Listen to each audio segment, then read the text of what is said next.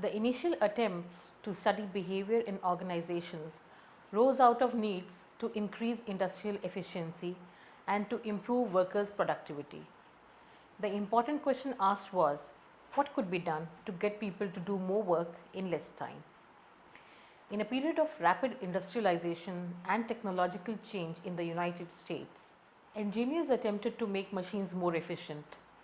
It was an obvious choice to direct efforts to work on the human side of the equation too, making people more productive. Friedrich Winslow Taylor, an engineer who noticed the inefficient practices of the employees in the steel mill in which he worked, attempted to change them. He is recognized as one of the earliest pioneers in the field of organizational behavior. Taylor studied the individual movements of laborers performing different tasks, searching for ways to perform that resulted in a fewer wasted moments. Research of this type was referred to as the time and motion studies. In 1911, Taylor advanced the concept of scientific management, which not only identified ways to design manual labor jobs more efficiently, but also emphasized carefully selecting and training people to perform them. Although these ideas are much researched, today Taylor is acknowledged to be the first person to have carefully and scientifically studied human behavior at work. However, motivation and job design are not the only factors that contribute to effective work environment. The nature of social relations among employees, along with other factors, play a significant role in determining performance.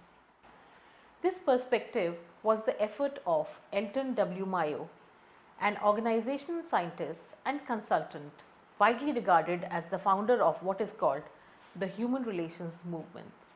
This approach emphasized that the social condition existing in organizations, the way employees are treated by management, and the relationship they have with each other influence job performance. Collectively known as the Hawthorne Studies, which began in 1927 at the Western Electric's Hawthorne Works near Chicago, Mayo and his associates were interested in determining how to design work environments in ways that increase performance. With this prerogative, they systematically altered important aspects of the work environment. Example, illumination, the length of rest pauses, the duration of the workday and weekday, method of payment, place of work, etc., to see their efforts on work performance.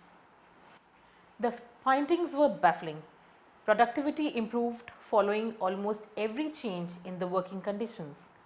In fact, performance remained extremely high even when conditions were returned to the way they were before the study began. However, workers didn't always improve their performance. In another set of studies, workers sometimes restricted their output deliberately. Not only did they stop working long before quitting time, but in interviews they also admitted that they easily could have done more if they desired. We are going to talk about the classical organizational theory now.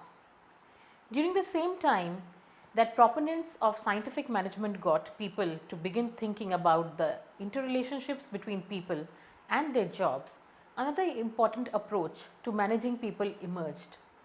This perspective, known as the classical organizational theory, focused on the efficient structuring of overall organizations.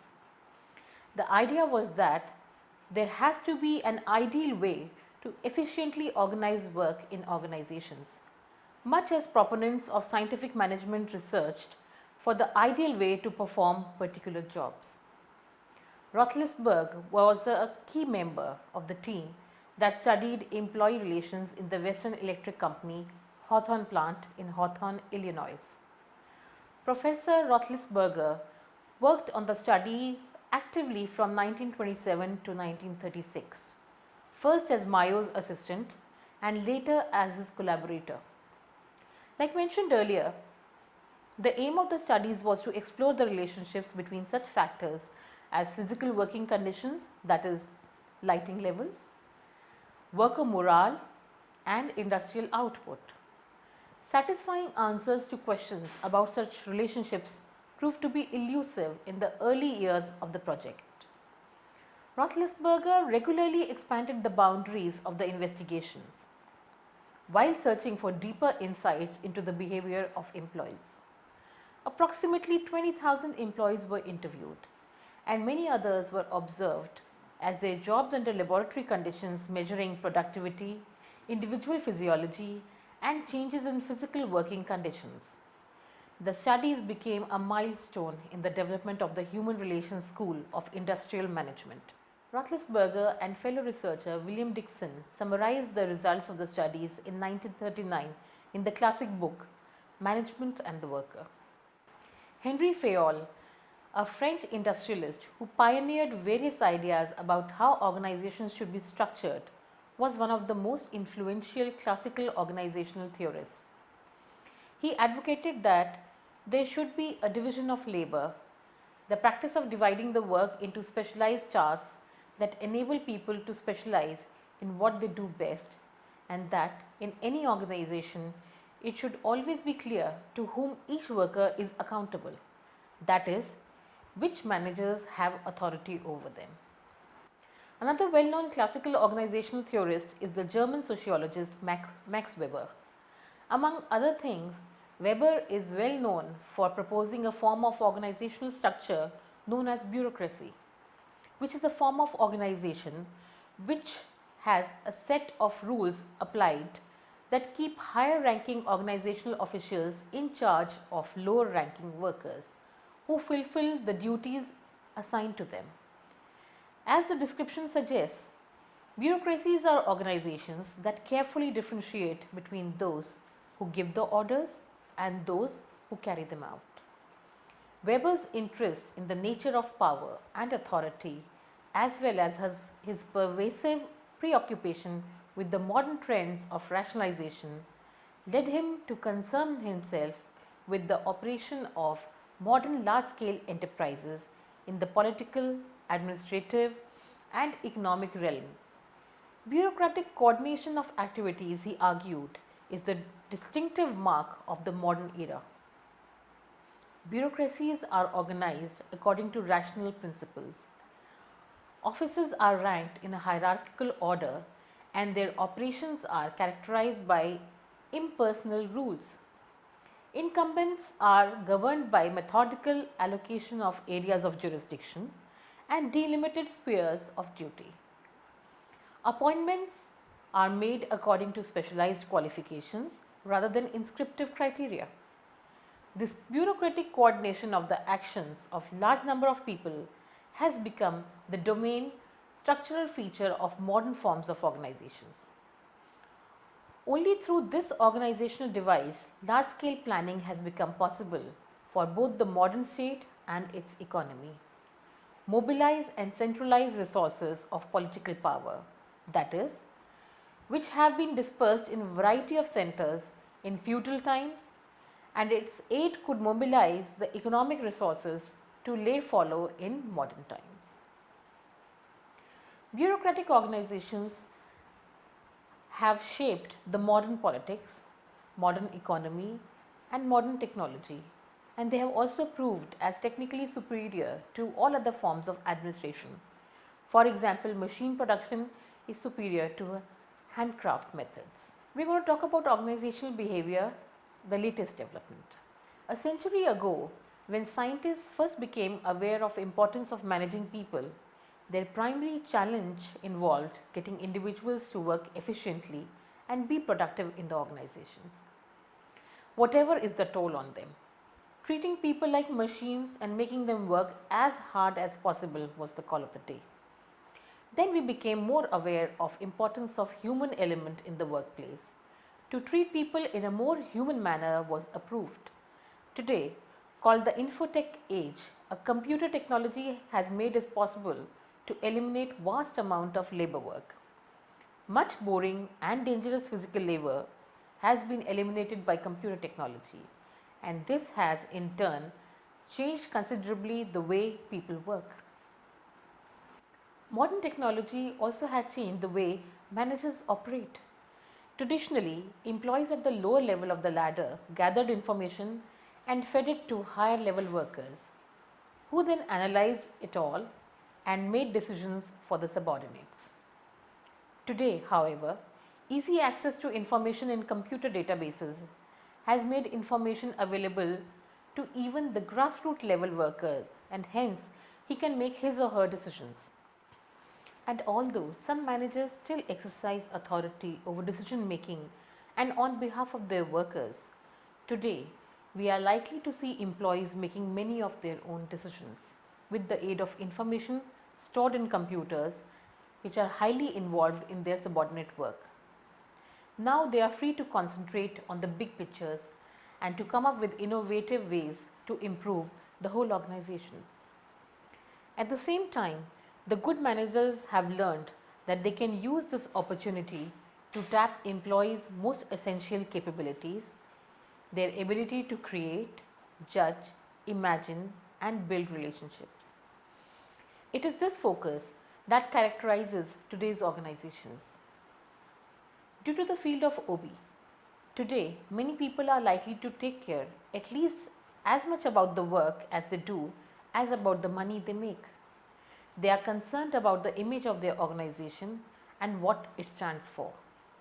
In short, contemporary organizational behavior recognizes that people care more than ever about recognition, relationships and social interaction.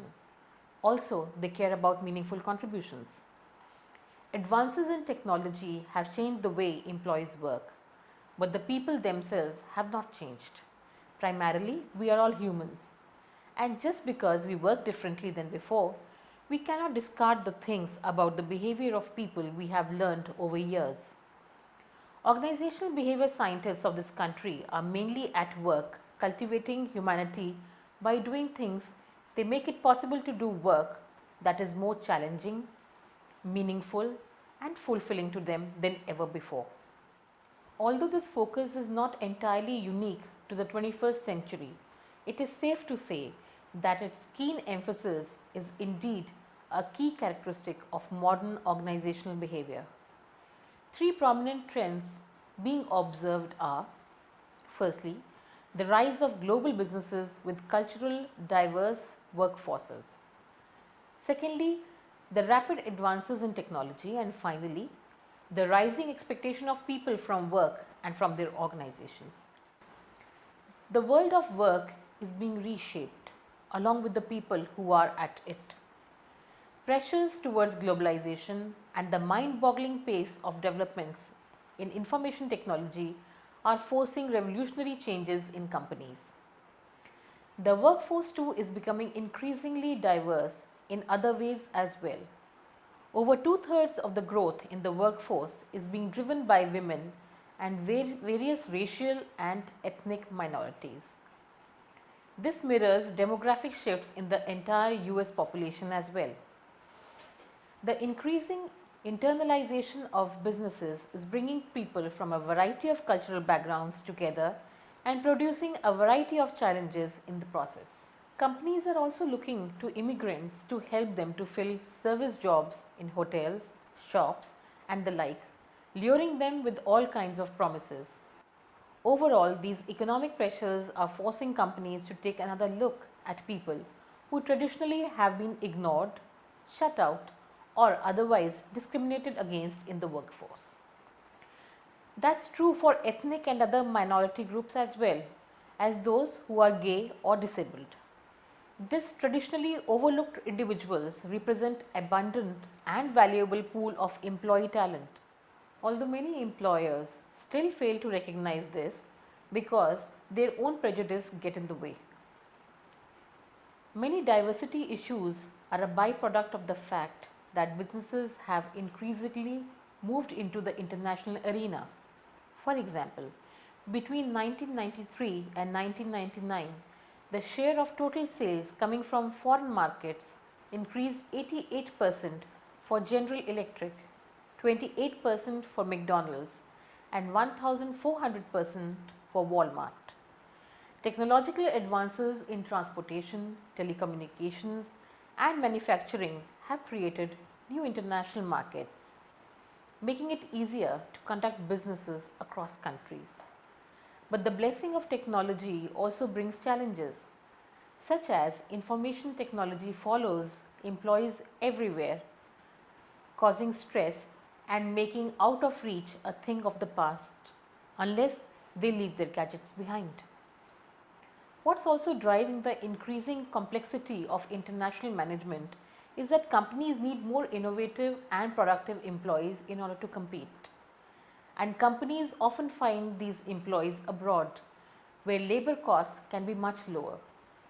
Dozens of US firms such as IBM also do much of their software programming in India to take advantage of skilled local programmers and lower wages. The world's economy is becoming increasingly global, a trend that is affecting the field of OB in several distinct ways. For example, organizations are expanding overseas, requiring people to work and live in different countries, and also requiring considerable adjustment at the same time. As it occurs, much of what we thought we knew about managing people is proven to be limited by the culture in which that knowledge was developed. Racial and ethnic diversity in the workplace is in large part the resulting of shifting patterns of immigration that have brought more foreign nationals into the workforce. It is also the result of changes in social values and the economy that have made the presence of women common in today's workplace. Also, thanks to modern medicine, people are living longer and retiring from work later than ever before. Because technology has made it possible for fewer people to do more work, many organizations have been growing smaller through downsizing. Furthermore, as technology becomes increasingly specialized, organizations have found it useful to hire other companies to do non-essential aspects of their operations that they once performed themselves, a process known as outsourcing. The concept of virtual companies and corporations is a reality today. A virtual corporation is a highly flexible, temporary organization performed by a group of companies that join forces to exploit a specific opportunity. Another concept which has gained popularity is that of telecommuting or teleworkers, which enables work to be performed from remote locations, making it possible for employees to avoid the hassle of daily commuting. Telecommuting can be a combination of working off-site and on-site as per the requirements. Organizations are responding to the changing expectations of people in terms of the flexibility of employees, which is expected by the employers, the quality demanded by the consumer, the expectation of socially responsible behavior in people from the companies from whom they are dealing. In terms of flexibility, we find organizations bending to make their employees more comfortable. Mothers are allowed to bring their kids to their workplaces, which have in-house facilities like creches and babysitters. Flexi-Time programs are good examples of policies that organizations have incorporated. Here, the employees get some discretion over what time they arrive and leave from work in order to strike a work-life balance. Contingent workforce is being employed by organizations whereby people are hired by them purely on temporary basis for a fixed period of time. This trend is most comfortable to companies who cannot or do not want to hire full-time employees, and to the individuals who are interested in working only occasionally. The concept of total quality management, which is called TQM, has certainly improved the quality of goods and services which we have access to nowadays. TQM means that the organization's culture is defined and supports the constant attainment of customer satisfaction through an integrated system of tools, techniques, and training. This involves the continuous improvement of organizational processes, resulting in high quality products and services. Most people in today's world feel that business executives have a responsibility to take into account the impact of their decisions on employees, local communities and the country. The public expects the organizations to engage in corporate social responsibility, which is an organization's moral obligation to its stakeholders. Stakeholders are the shareholders, customers, suppliers, governments and any other groups with a vested interest in the organization. As part of this, many companies have adopted a triple bottom line philosophy. They try to support or earn positive returns in the economic, social and environmental spheres of sustainability. Organizations aim to survive and be profitable in the marketplace, which is the economic aspect, but they also intend to maintain or improve conditions for society, which is the social aspect, as well as the physical environment. Organizational behavior is also catering to the human and social capital. Human capital is the productive potential of an individual's knowledge and actions. A present or future employee with the right combination of knowledge, skills and motivation to excel represents human capital with the potential to give the organization a competitive advantage. Social capital is the productive potential resulting from strong relationships, goodwill, trust and cooperative effort. Social capital built by organizations helps them to capitalize as the volatile virtual possibilities of today's business environment. Another important area that has emerged and found widespread approval and acceptance is the positive psychology movement. Fred Luthans defines positive organizational behavior as the study and application of positive oriented human resource strengths and psychological capacities that can be measured, developed and effectively managed for performance improvement in today's workforce. The field of psychology at the subjective level is about valued subjective experiences, well-being, contentment and satisfaction, hope, optimism, flow of happiness. At the individual level, it is about positive individual traits, the capacity for love, courage, interpersonal skills, aesthetic sensibility, perseverance, forgiveness, originality, future-mindedness, spirituality, high talent and wisdom.